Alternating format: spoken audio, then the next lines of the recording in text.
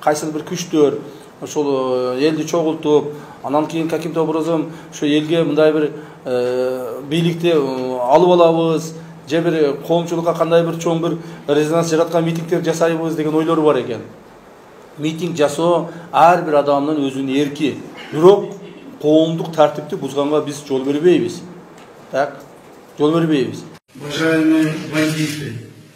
Туғандар, мен айтар элем, Садыр айтып атат, 10 октябрьде керек болса Чыңгыз хан өзүнүн 17 баласы менен бийликти алып койгон.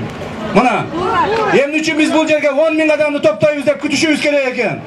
Эмне үчүн биз бул жерге 20 000 адамды топтойбуз, анан бийлик алабыз деп күтүшүбүз керек экен? Андай эмес.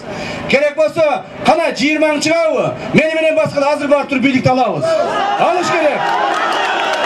Alış gerek. Alış gerek. Jarımız varıp girip durup hazır deputatların kabinetine çatışımız gerek.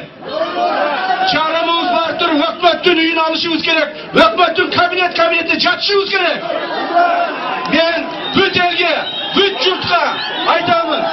Çabuk olun. Çabuk olun.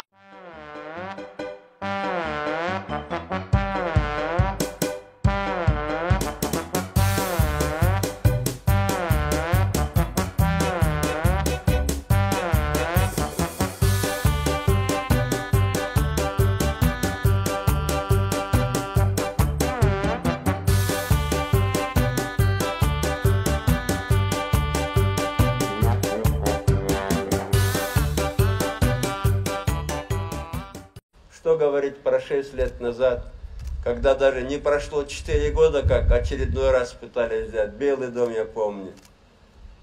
Кто-то себя почувствовал наследником Чингисхана, полез на забор и поранил одно место.